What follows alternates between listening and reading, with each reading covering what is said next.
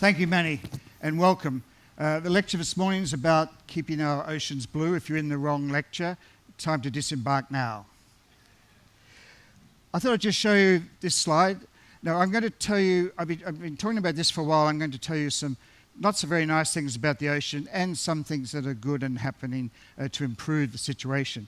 But the important thing we must remember is this is the lungs of the world, the largest ocean. It absorbs a lot of the badness and a lot of the issues in the world in the sea that you've crossed. In your 14-hour flight from California to Sydney, you can see how far you have flown.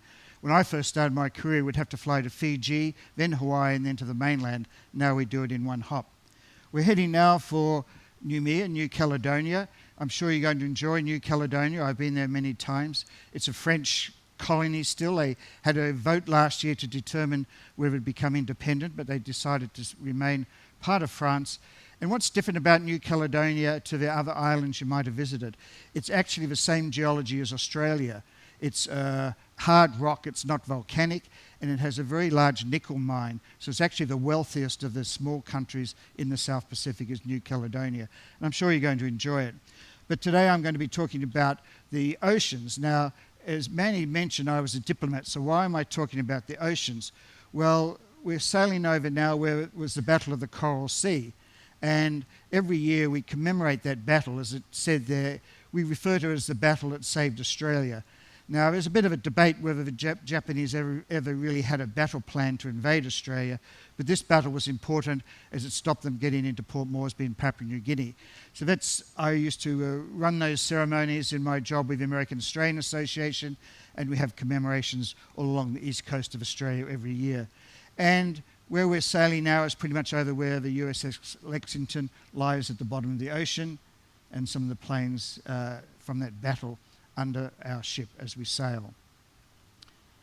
What I'm going to talk about this morning is the more people in the planet, pollution, not a lot about climate change, overfishing, nuclear fallout, tourists, and crowded shipping lanes. All these things are having a negative impact on our oceans.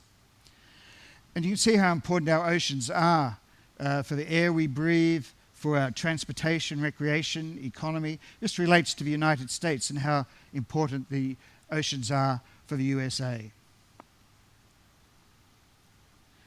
The way it was. Now, 250 years ago, Captain Cook and some other explorers from France came into the Pacific around that time, and there was nothing here except for the indigenous populations. The Polynesians, of course, had sailed across the Pacific for many thousands of years and moved to Hawaii, New Zealand, and other places. But when the Europeans came, it was a very natural environment. Over the last 250 years, 75% of the large animals in the sea have been lost, and nothing above 3,000 feet deep is not being explored. We actually knew more about the moon than what we knew about our oceans, but in the last 10 or 15 years, we know a lot more about our oceans, and a lot of it actually was due to MH370, which the plane was lost off Western Australia. And the Australian government spent $100 million looking for it, as did the Chinese and other governments. Never found it, but we did gain a lot of greater knowledge about the oceans. So the world's population's been growing, although the growth is slowing down now. But when you see historical stories like London had 100,000 people, the world didn't have many people until the last 100 years. It's around 7 billion, but the growth is starting to slow. But we are, many of us, in our planet. But that's not the only important thing as far as damaging the environment is that people are getting wealthier. We often think of poor people looking at pictures of people in India damaging the environment, but their damage is very minimal to what modern society can do. And as I said, I'm not going to talk about climate change, but as China wants to have the same standard of living as America, they're building many more hundreds of coal-fired power stations, as does India. Korea and Japan already catching up very much. So in the Northern Hemisphere, we have a lot more air pollution floating around the north than what we do down the south. Now, I lived in Tokyo, but I visited Tokyo in the 1960s, and you had to change your shirt almost twice a day because your collar was black from pollution in Tokyo. I went back and lived there in the 1990s, and the air was quite good. It was very clean. I went back there in the 2000s and I had to change my shirt again because the pollution was coming from China. If you go to Hong Kong, you used to be able to cross Victoria Harbour. Beautiful clear day, you'd see all the lovely buildings there of Victoria Island. Now when you go to Hong Kong, you can hardly see your hand in front of your face with pollution coming from Guangzhou province there. So there's a lot of pollution floating around the north of our planet. And a lot of it's coming from our big cities, our big industries, and as I said, as people get wealthier, generating a lot more pollution. And although China's grown rapidly, raised its standard of living, they are now focusing very much on trying to improve the quality of their environment. So all that pollution that comes out of smokestacks around the world provides carbon dioxide, CO2, floats around the world, and most of it ends up in the ocean. Now that's actually good, because if we didn't have the ocean, it would end up on the land and would have a lot more damage to our environment. But it ends up in the ocean, and what it has done to our seas, it's making them more acidic. And if you have a swimming pool or a fish tank, you know how important it is to keep the balance of your fish tank. Well, the ocean is becoming more acidic. It's impacting on our coral reefs, on the shells of our seafood, and generally all the marine life in our oceans as they're living in a more acidic water. I talked about the Northern Hemisphere. I know you've all heard about our bushfires in Australia. That's a picture there of the smoke coming out of those fires, coloured the glaciers of New Zealand, across South America, and will eventually end up all around the bottom of the Southern Hemisphere. So the westerly winds in the world are always taking that pollution right around the planet, either in the north or the south. It doesn't cross over the equator. We have polluted seas, and a lot of it's just rubbish that's ended up in the sea. You've all heard about this area in the North Pacific where the currents create hundreds of kilometres circling of rubbish in the water. And I've sailed through it a number of times on ships, and you can actually see all the stuff there in the water. And it lands on these beautiful deserted islands, and you get this sort of environment there in a lot of those islands in the North Pacific, but many other places in the world where people live. Has anybody been on a Nile cruise? It's a wonderful cruise, but these days when you go down the Nile, there's about 2 meters of plastic bottles along the bank all the way along the Nile. That wasn't there when the pharaohs were there. The number one enemy of what's going into the ocean is plastic. And when I grew up, we used to get milk in a bottle. We used to have things wrapped in paper. Our fish and chips in Australia was wrapped in newspaper. And we used to joke in Australia, the toilets used the old phone book to wipe because, toilet paper was fairly scarce at the end of the Second World War. You come to modern day, everything's in plastic. You go to the supermarket, all the fruit's wrapped in plastic. Plastic bottles, just these things cause huge damage in the ocean because the fish swim into them, what you carry your beer in. So the number one enemy really in the oceans is plastic. And it's the plastic you can see, but even worse is the plastic that you can't see. This is one of the famous scientists at the moment estimates that by 2050 there'll be more plastic in the ocean than there will be seafood, there will be fish. This is Kailua Beach in Oahu. This is the beach where former President Obama used to like to go to. Lovely beach, pristine environment. However, what looks like lovely coloured sand is plastic, because plastic doesn't dissolve or break down very easily. It often breaks up into tiny little particles and they look like sand, which is great. The trouble is it stays there, and the fish take it, birds take it, and it's just lining a lot of our ocean and our beaches. People are making an effort to clean up plastic. There's a group there on one of the atolls in the Pacific, just landed there to clean up a lot of rubbish. And a lot of that rubbish they were cleaning up was from fishing. Modern fishing involves a lot of plastic nets. They cut it, they let it go, and when you in waters around North Asia or maybe in the Atlantic, you see a lot of buoys and nets for fishing. The other problem with all those items in the sea is that the seabirds pick them up, take it back to their nests, particularly plastic, but you can see there are other items. In Australia, near where you were in Tasmania, the shearwaters, we call them mutton birds, come down from Russia every year and breed there in the burrows. There used to be tens of or millions of them come down. Every year the number's been reduced because often they eat plastic on the way. Two things happen. They get too heavy and starve and drop into the sea, or they try to feed the plastic to their babies and the babies die. there's an island there called Flinders Island, and I used to spend time there. And the island's famous for the shearwaters and for snakes. It has the world's largest tiger snakes. And they live in the burrows made by the wombats. So the only people allowed to take the mutton birds are our indigenous people of that area. And what they do is they go and put their hand into the hole, and if it's warm, there's a mutton bird, and if it's cold, there's a snake. And if they get bitten by a snake, they come out and cut their finger off. But tourists come from all around the world to see the snakes there because they only ever eat once a year when the mutton birds are there.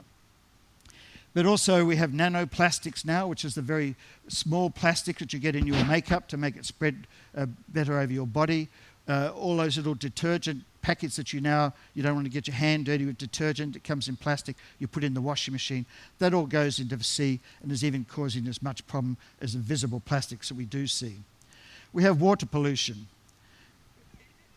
Just see some of the impact of badly treated human waste or farming waste going into the sea. It increases the nitrogen in the water, increases algae, and I think you've all seen that blue-green algae blooms. And I think in the coast of Florida, the red tide is getting worse. A lot of it's because so much nitrogen is going into the sea. In the case of India, there's 1 billion people in India that don't have sewage. All that raw sewage still goes into the Ganges and into the sea. Another impact on the oceans is farming. Farmers use a lot of chemicals, both to kill bugs and nasty things, and a lot of fertilizer to make their products grow. This is the coast of Queensland, which is one of the biggest sugar producing areas of the world, and we are big sugar exporters, and we grow a lot of sugar there using lots of nitrogen fertilizer. Where we're lucky though in Australia is our barrier reef is about 30 miles off the coast. So a lot of the pollutants that go into the sea don't actually get into the reef. But in places, I've spent a lot of time in Hawaii, all those beautiful golf courses along the water used to just use a lot of chemicals that used to go into the ocean. Now they put in measures to stop the chemicals going into the ocean from golf and from farming and other activities. Mangroves are very important. You're going to see in New Caledonia, you saw in Brisbane, you'll see all up the coast now. Mangroves, a lot were cut down to put in housing and industrial sites. Now there's a great effort to preserve our mangroves. Tourists also have an impact on the environment. I won't talk too much about that, but tourism is exploding in recent years, and I'm not being critical of the Chinese, but then everywhere you go, there's vast numbers of Chinese tourists. Places like Vanuatu, not so much New Caledonia, Fiji, who actually can get visas to go there and just build in massive communities and resorts in those places. With oil spills, accidental oil spills, this was one of the largest ever there in the Gulf of Mexico, and I'm sure you've seen the movie, and did tremendous damage to the environment and cost BP billions of dollars. And remember the Exxon Valdez in Alaska, which is over 20 years ago now. But if you go to that area, a lot of it's recovered, but there's still a lot of damage in the bird life, the environment from oil spills over 20 years ago. Rising sea levels. There's debates about climate change, but there's really no debate that the sea levels are starting to rise. And what it has an impact on, particularly in the Pacific, are these small atolls. And there's this country called Kiribati, which you would have passed near if you're coming down from the USA, and it believes that the whole country is going to disappear in the next 20, 30 years. And some of the proposals are to put floating islands off Australia to move the Kiribati people and live on these floating islands. But the Kiribatis and a lot of these Pacific countries are a little bit annoyed with, say, Australia, because they claim we're not doing enough on global warming, but they're fearful not only for the environment, but for their homes. And these guys are also fearful. Polar bears rely on going out on the ice to catch the fish for their young. As the ice melts, they can't get out to the fish. So what do? They roam around the villages and steal garbage and things from the humans and cause quite an issue. But their numbers are declining just for the fact that they can't get out on the ice. And there's something important happened this week. Antarctica had its warmest weather ever. They've had a week of nearly 60-degree temperatures in Antarctica, and of course causing massive ice melting in Antarctica. And when I was young, we used to hear about submarines going under the Northwest Passage. It's the only way you could get across the top of Canada and Russia. Now cruise ships are going through the Northwest Passage. It's mostly ice-free through the summertime. So atolls are starting to disappear, are starting to get erosion. You'll probably see some signs of that in New Caledonia, where they're having to build seawalls, etc., to stop houses getting inundated. And we're creating new land now. That's Singapore there. I used to live in Singapore. Everything you see in that picture was not there when I lived there. They just create square miles every year of new land. So not only some parts are disappearing, we're also pushing into the ocean. I lived in Holland as well, and they've been working on the same construction project for 750 years, building their dikes and reclaiming land, because only the Dutch would probably work on a project for 750 years. Tropical storms are strengthening. I think we've all seen indications of this. That's the tropical storms in the world. You can see where they hit in the southern hemisphere. And two aspects. One, they're getting stronger, and also they're coming further south as the water's warming and going further north. So the cyclone that we skirted around the other day would normally not be in that part of the waters. It's just that the waters off Australia are warmer than normal. That cyclone is still going. It's going down below New Zealand. It never happened before. And I think we've seen in the United States cyclones, they normally go up to the east coast, but they're going way up into Canada. And these are just some of the really strong recent typhoons, hurricanes and cyclones, and some that hit the United States. Increased flooding from these strong storms. In the Pacific, we have two effects with El Nino and La Nina. This is where the temperatures in the Pacific change and the weather changes because of that extreme. So when it's a La Nina, Australia is very dry, California is wet, and so forth. It's a cycle that changes. It's not set. It changes by various astronomical features. The important factor is here they're getting more extreme. Before they're sort of natural, but when they get more extreme, they believe this is like part of the issue of causing the bushfires in Australia, not just new features, but also the changes in the Pacific temperatures. And as I said, I'm not going to talk a lot about global warming, but this is a respectable United States research organization that does believe by 2050 the planet will be a lot warmer. Okay, moving on to fishing. I think we all like seafood. This ship has wonderful seafood. I think the sushi on this ship is as good as you'll get anywhere. That's tuna fishing fleets in American Samoa. A lot of tuna are caught around the world, a lot of seafood taken in the Pacific. Now, we've been in Australia. We've got a very long coastline. You'd think Australia would be a huge fishing nation. We're not. We actually import more fish than we export. We export valuable seafood, we import white fish, frozen fish and so forth. Because we don't have a lot of rain, we don't have a big continental shelf, we don't have a lot of seafood. You can see that the biggest country for seafood now for fishing is China, Indonesia, USA, Peru, along the Humboldt Current, Japan. We all love seafood, very popular around the world. Dietitians tell us to eat more seafood. Seafood consumption continues to grow. The biggest consumers of fish per capita by far are Japanese, very important part of their diet. They love tuna, and this is at the Tsukiji market. Anybody been to Tokyo? It's a wonderful tourist attraction, but it's moved now. They've just opened a new one down near the Haneda airport. The old one still exists in some extent as a tourist attraction. But these are tuna. The ones on the floor are probably flown in from Canada, bluefin tuna from the North Atlantic. And they auction the first tuna at the start of each season. They go for about $1.5 million for one fish. But fishing is very important in Japanese culture, and they're the largest per capita consumers. But around the world, we've all got to love Japanese food, a Japanese style of food. So in America at the moment, there are about 12,000 Japanese restaurants, and sushi is the fastest growing type of food in the world. Europe, I was just in Russia, they're eating sushi. Everywhere in the world, they're eating sashimi and sushi. So that's also creating a huge demand for seafood. These are the premium seafoods. I said Australia imports white fish. We also we export a lot of luxury fish. We have very expensive abalone, prawns and oysters, and everybody loves lobsters. Now, what's different about lobsters to most other seafood? Lobsters are scavengers. They eat the dirty things on the bottom of the ocean. So in the Grand Banks off Canada and the United States, they have bumper crops of lobsters nearly every year because as the ocean gets a little dirtier, the lobsters eat more. In Australia, we have crayfish. I'll show you crayfish in a minute. Of course, in a lot of those seafood, you have mercury, particularly those big pelagic fish. They keep eating the other fish, and you build up mercury in the fish.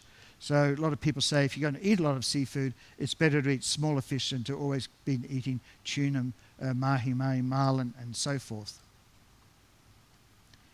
Chinese love seafood. They fish all around the world. They love our Australian delicacies. There's some being sold there in Hong Kong. And the Japanese still like whale and sashimi. Now, the story of whales is quite interesting. That traditionally the Japanese did hunt whales as part of their diet, but it wasn't that popular. However, at the end of the Second World War, Japan, at the height of the Second World War, had over 2,000 naval ships. At the end of the war, it had 20. So when MacArthur was running the reconstruction in Japan, they're trying to think of ways of how to utilize all that skill of the Japanese seamen. And one of them was to encourage going out whaling again, for that reason, but also to provide food for the starving population of Japan. So that's where whaling sort of became popular again in Japan. But it is starting to go down now. A lot of young people don't like whale and won't eat whale, and a lot of people say it's not really good for you. Japan doesn't catch whales for eating, but I'll talk about that later. Now these are Australian rock lobsters or crayfish. What you get in Northern Hemisphere are lobsters. These are Pacific spiny crayfish. And this year we had millions of dollars of them ready to go to China for Chinese New Year. Along came the virus, and now the prices of crayfish in Australia have halved in the last 2 weeks as they haven't been able to sell them. Japanese, I mentioned before, they love their seafood. This is a fish shop up in Hokkaido in northern Japan where they're selling the crabs, but they eat everything from the sea. And places around Vietnam, that part of the world is famous for squid. And when you sail through there at night, you think you're sailing through Disneyland because you see all these lights in the water and it's squid boats out there catching squid, drying the squid and selling it to the world. So that's some of the seafood. We have recreational fishing, new technologies there, making it harder for the fish to be caught, making it easy for fish to be caught and easy for fishermen to catch them. You do have low tech. That's fishing on a dock there near Sydney, where people still like to go out and throw a rod in the water rather than using fish finders, GPS, and all the new technologies. Sharks. We all fear sharks in Australia. It's part of our culture to worry about sharks. But the problem with sharks is their numbers are declining. And one of the reasons for that is shark finning. Now, in this part of the world, the Coral Sea is very well known for boats coming down from Asia to catch sharks for the shark fin. So they cut off the fins and they discard the carcass because the carcass usually isn't worth anything to eat or to carry all the way back to Asia. So they catch thousands of sharks, cut off the fin, throw the sharks back into the water, take the fins back to Asia. There's some being dried in a roof there in China, the shark fin, and it's used for shark's fin soup, which is a delicacy in China. You have bird's nest soup and you have shark's fin soup. Now, consumption is starting to slow down because even in China, they're starting to realize this is having a negative impact on the oceans, on the environment. And you see a lot of signs now there in Asia about saying no to shark's fin soup. In Australia, we don't mind if there are fewer sharks because there's been more shark attacks in recent years, and also in places like Hawaii, they hadn't had shark attacks for many years. Why are there more shark attacks? Well, they believe the sharks' source of food is declining, so they're coming in and mistaking humans for seals. Now, in fishing, there are two main types of fishing for commercial fishing. It's what's called long line fishing, where the boat puts out a line with lots of hooks and bait on it, leaves it out, and then pulls it in and catches the fish. The problem with that is they catch a lot of turtles, but also they catch a lot of fish they don't want. But the time they pull the line in, those fish are dead, and they just throw them back in the sea. The other main type of fishing, probably the most common, which is those trawlers I showed before, is purseinin, where we put a big net around here and then slowly pull it in and catch all the fish. Now, there was a lot of controversy about this a few years ago about dolphins being caught in the nets. So a lot of the new nets are what they call dolphin friendly, so the dolphins can get out, the fish can't. Now, I'll tell you, the fish are not happy about that. But we seem to like dolphins. We don't mind mammals in the sea, but we don't seem to care a lot about the fish. Another type of fishing that's very common, and not where we are going, but if we'd gone up to the Philippines and parts of Indonesia, is called dynamite fishing. I actually like dynamite fishing. I'd love to do it, but of course I never would. Why do people like dynamite fishing? For $1 in the Philippines, they can buy sticks of dynamite. They go out, throw it in the water, makes a big bang, stuns a whole lot of fish. They pick the ones that they want and go home, and the others just die in the water. And it also damages the coral and other sea life. But in a poor society like the Philippines, $1 is a lot of money. Having fish for the family is important. I used to sail around the Philippines, and at night you'd hear bang, bang, bang. You think a war was going on. It's the dynamite fishing going on around the country. Governments are trying to put some control on it now, but not with a lot of success. Sorry, the story gets better. Not a lot. In Japan, they still hunt dolphins. They go out and beat the dolphins over the head to catch them. It's a seasonal thing, and it's a traditional thing. The former US ambassador to Japan, Kennedy, she ran a big campaign against this. It caused a bit of controversy, but she got involved in this issue. But if you go to many supermarkets in Japan, you still will find dolphin meat, and that is still quite popular in Japan. But there's a lot of pressure now to stop dolphin hunting.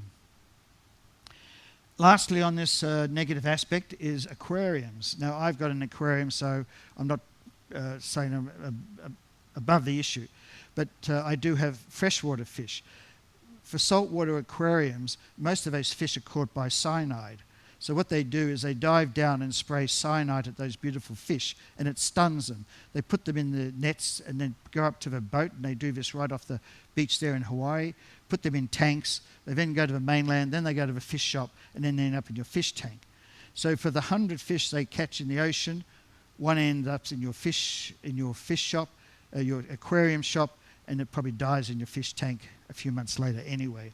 So again, you're trying to put controls on marine aquariums. Freshwater fish are bred in captivity. Saltwater fish generally have to be caught in the ocean. In recent years, there's been a huge increase in fish farming, which was to save the oceans, increase fish production, and a very good positive effect. They are very good. They do produce a lot of fish, but they're not always good. In Asia, they produce a lot of tilapia, which is a very popular fish, usually in fishing along the coastline, and they also produce a lot of prawns through this technology, also in the south of the United States. And it is good. The only problem with it is two problems. One is it uses a lot of fresh water as well as salt water, so a lot of areas it's draining the fresh water. And they have to use a lot of feed to feed those tilapia that are growing, and they flush the fish farms out into the sea and put a lot of nutrients into the water. Salmon farming is very popular in Scandinavia and other parts of the world, and when you went to Hobart, that's the big salmon farming area of Australia, and most of the salmon, it's Atlantic salmon that we farm there. We sell a lot to Japan because we don't have a worm in our salmon that a lot of salmon does. The only problem there, of course, is the oceans are getting warmer. Salmon need cold water, so that's becoming a problem for that industry. They're having to move the fish farms further south. Now we come to whaling. Whaling was an industry that was very important for many years. I'll talk about another talk. One of the first Americans to come to Australia were whalers who came all the way down for whale and seal oil.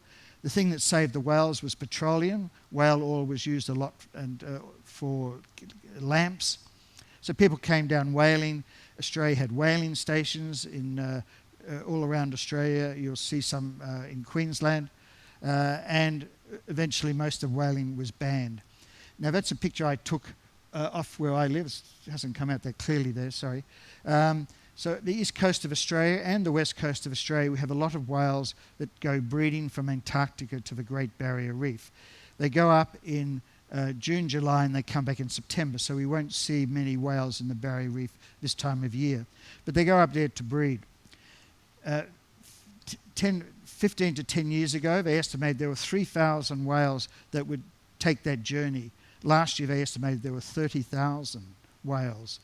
And where I live, they come in with their cubs, and you can go out and see them with their new cubs heading back down to Antarctica.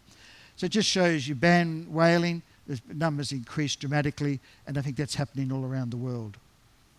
So people are worried, well, we're going to lose the whaling industry, but it's going to lose their job and lose their money.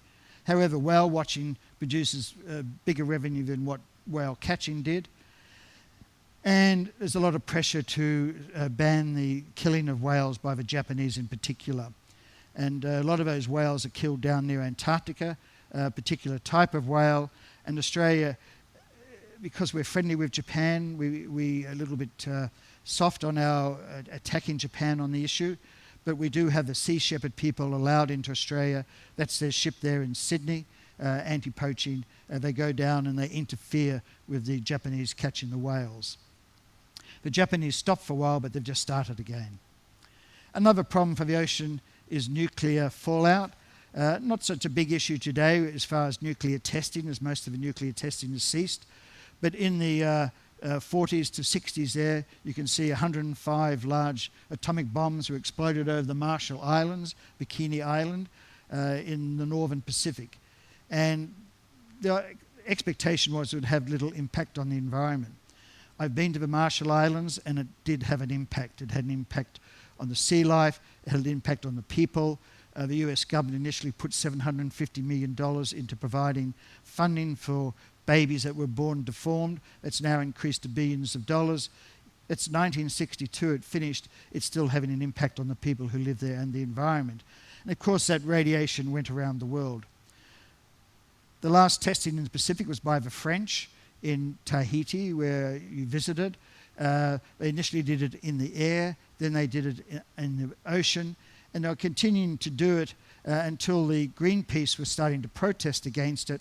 So some smart French intelligence officer decided to blow up the Greenpeace boat in the Auckland harbour, killed a couple of Greenpeace people, became a worldwide scandal, and the French had to stop their nuclear testing as well.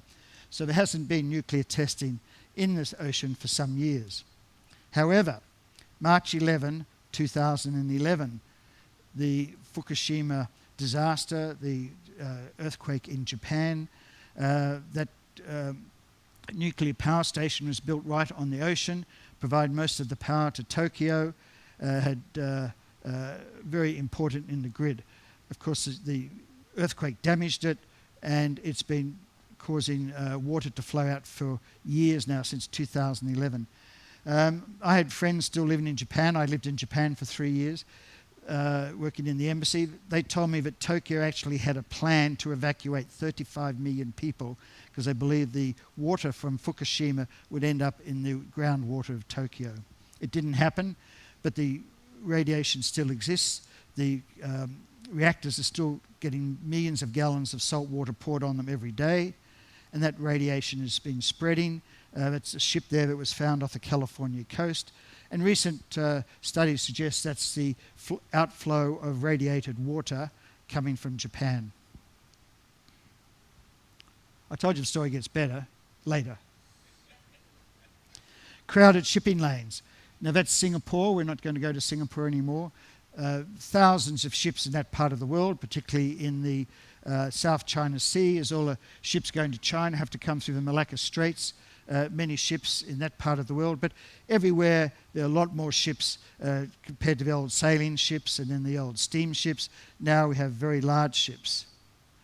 We have huge iron ore carriers that carry iron ore from Brazil and Australia to Asia, 500,000 tons. We have oil tankers that can carry 500,000 tons. We have these huge new container ships, and we have ships carrying LNG. So all these ships have got bigger, larger. There was a lot of damage caused by the ships when they sank. Now, a number of years ago, the iron ore ships had dropped the iron ore into the bottom of the ship, loaded up and it sailed to Japan. Halfway there, the bottom would crack and the ship would drop to the bottom of the sea. Now most of these ships have strengthened and they have double bottoms. A lot of those oil disasters that we've seen in the past hopefully won't happen again, because oil tankers have double bottoms, as do LNG carriers. So a lot of improvement in ship technology. Containers still do wash over the ships. There's a case in New Zealand and just off near where I live in New South Wales last year in a storm. A ship lost about 80 containers, and some had some interesting parts in them. But the beach was littered with Tampax and toilet paper was headed for Sydney. So a big clean-up operation. Another problem with the seas, one is ballast water. Now what happens here is, if a ship is going to Australia to pick up, I'll use a specific example, wood logs from Tasmania. The ship comes down from Japan empty and picks up the logs to go back to Japan. Now ships can't float if they're too high out of the water, so they fill up with ballast. And the Japanese and those big bulk carriers really don't have anything to bring to Australia. So what they would do is fill up with water, come to Tasmania, empty the water, fill up with the logs and go back to Japan. What happened when the climate of Tasmania is very similar to Japan. When they emptied the water in Tasmania, they emptied out all this Japanese sea life. And Tasmania now has starfish, plagues, it has lots of seafood, sea life, particularly in northern Tasmania, that never existed before, and it's destroying a lot of the local sea life. So what they did to prevent that is ships now, when they cross the equator or out in the ocean, have to empty out the water they'd picked up in Japan, pick up new water, come and drop that when they go to Australia, and hopefully it doesn't have that problem anymore. Another problem, for example, is the Panama Canal, where you have water exchanging between the two oceans through the lake, and that's changed the sea life between the Atlantic and the Pacific. But now, some of the good part, protecting our oceans, and one way we do this is setting up marine sanctuaries and parks. A lot of people are getting involved in this issue. There's Leonardo DiCaprio, he's been playing a very active role in trying to protect the seas. And of course, David Attenborough, I'm sure many of you have seen his wonderful productions about the ocean. And he's been, not just the oceans, but all sorts of natural life. In his 80s, he's still a great voice for protecting the environment. In 2006 there, President George W. Bush declared a huge marine park there in Hawaii. And Kiribati, which I mentioned before, the Phoenix Islands there is now a marine preserve. Then later on, in Hawaii, they extended that marine preserve all the way up to the Midway Atoll. What's interesting about Hawaii is the Hawaiian Islands moved north. The volcano, which of course is under the Big Island, and as the islands move north, they get washed away, and these are just atolls. So that's been made a marine park. And if you live long enough, all the Hawaiian Islands will probably eventually get washed away. If you go to Kauai, you can see the difference between Kauai and the Big Island. And it's another big marine park there in the Johnson Atoll out in northern Pacific. And of course we have one of the first was the Great Barrier Marine Park, established in 1975. It's not the largest now, but it is one of the oldest and best established. And in order to undertake research and development there, at Townsville, which we're now going to visit, we have the James Cook University, which is one of the leading areas of science on study on the Great Barrier Reef. And when I was with the Australian American Association, we brought many American marine scientists down to that centre each year to study the oceans. The threats to our reef are people and ships, as well as climate, but people. We also have a boom in exports out of Queensland coal, and now Australia is the largest exporter of liquefied natural gas. All those ships have to go through the Great Barrier Reef. We have resorts. You're going to go to Hamilton Island, Airlie Beach, various places in Australia. We have built resorts on the Great Barrier Reef, and we've built marinas. And the other main challenge to the reef is the crown of thorn starfish. Now, they believe this is spread because of diminishing other sea life that used to attack the crown of thorn starfish has declined.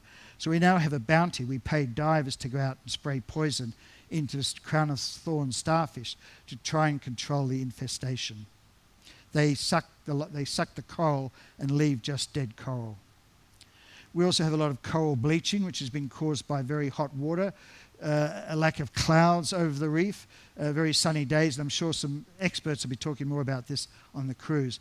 So a lot of the reef has been damaged, not just in Australia, but in off the USA and South American coasts as well. Dive excursions are still very popular on the reef, and we have a lot of controls on how that's done. And people are encouraged to respect the reef, to not touch anything, to leave it as in pristine condition as they arrived. Now, these are the pristine waters of the Coral Sea. We're now sailing through the Coral Sea. And how I got involved in the marine world, I mentioned, was through the Coral Sea. I worked with the Pew Foundation and others in Australia to have the Coral Sea declared a marine preserve. And ultimately it was. It was going to be just the Coral Sea as a marine zone, which would extend to the Great Barrier Reef Marine Park. And this is the Coral Sea. It was named by Matthew Flinders, who was a navigator who sailed around Australia and also gave the name Australia to, was ultimately adopted as the name of the country. He shipwrecked in the coral reef and made his way back to the Australian coast and back down to Sydney. And he'd been farewelled by Governor King some month or so before, and Governor King was having dinner, and all of a sudden Matthew Flinders turns up.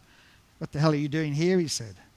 Then he eventually made it, got imprisoned in Mauritius by the French, finally got back to England, and it was very important in Australian history. So I mentioned they just wanted to have the Great Barrier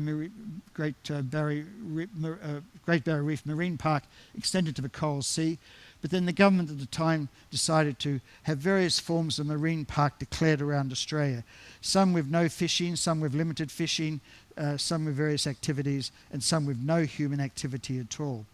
This was a big political issue as many boats lost their licence. And if you saw in Brisbane, as we came out the Brisbane River, and you see in Cairns a lot of fishing boats tied up, no longer being used, as they don't have the quotas, they can't fish anymore to meet the requirements of the marine park. So 3.1 million square kilometres, about 2.8 million square miles was declared a marine park. While this is going on, the jellyfish are having a very nice time. And also the jellyfish, because they thrive in polluted waters. A lot of their enemies are destroyed in that environment, so the jellyfish propagate and expand in their numbers. That's a nautilus there too, which is one of the oldest sea life, and they're declining. In Japan, there's some what they call Nomura, a huge jellyfish, are getting so big that the Japanese, if they get into their nets, they can't pull the nets in. And they can literally destroy a boat. These jellyfish in Japan are getting so large. So they call it the jellyfish invasion, the rise of slime, that ultimately the world could be taken over by jellyfish. Anyway, just a few items to finish on recovery. This is a beach at Double Bay in Sydney. When I was young, you couldn't swim there. Now it's a very nice, pristine beach. Everybody's taking action. This is recycling centres in Australia. We have a 10-cent deposit on all recyclable bottles, and you're not allowed to use plastic bags anymore. So people are doing things to try and reduce the plastics in the ocean. This is Manly. I don't know if everybody went to Manly, but in Australian beaches, these are Pacific pines. Now, about 20 years ago, they nearly all died. They all lost their needles. And it took scientists a while to work out what was happening. Well, at that time, sewage from Sydney was literally being pumped out into the ocean with little treatment. And what they realised is as people stopped using soap and switched to detergent, the detergent would end up in the ocean, come to the surface, and the wind would blow it to the trees, and the pine needles couldn't breathe. So they extended the pipeline, they introduced a lot more sewage treatment, and within 10 years, the pines completely recovered. So if we find out what's causing problems, we can find solutions. Now, I lived in Sausalito. Anybody been to Sausalito? Very beautiful place there in San Francisco Bay. And I was there in the 70s, and I lived right on the water, and my neighbour had a yacht. And he was very happy in those days because in the big valleys of California, the agricultural area, they used a thing called DDT. And DDT was great for killing all the insects, but it ended up in the rivers, came down into San Francisco Bay, and killed most of the sea life, including the barnacles. So he was very happy because he didn't have to clean the barnacles off his yacht. The time I got there, they'd banned DDT, and within 3 years, the barnacles came back, and the herrings, which they hadn't been able to catch herrings in San Francisco Bay for a number of years, came back into the bay, and the bay recovered very quickly with banning that one chemical. In Sydney, for a long time, we didn't eat the oysters or mussels out of Sydney Harbour. Now they're quite healthy. The water's clean. They've closed down a lot of industry and put in measures to keep Sydney Harbour clean. But probably one of the greatest sights of all, I just put this one in. There was a big conference in Spain just before Christmas. It was supposed to be in Chile, but they had riots, just looking at the whole issue of the oceans. So politicians, world leaders are now very focused on this issue of what we've got to do to protect our oceans and keep them blue. But just to finish, a wonderful sight there, whales coming back into Sydney Harbour. They weren't seen in the harbour for many years. And what happens now is that the mothers bring their cubs back into the harbour to introduce them to the noise of humans so that they know what boats are, they know what sirens are, so that the young ones know to avoid those sounds and not to be afraid of them. So it is a bit of a difficult story. I think we look outside now. If you look outside your balcony, you don't see a lot of pollution, you don't see any rubbish. We are in a pristine part of the ocean. A lot of the oceans could look like that, hopefully one day again. Thank you very much.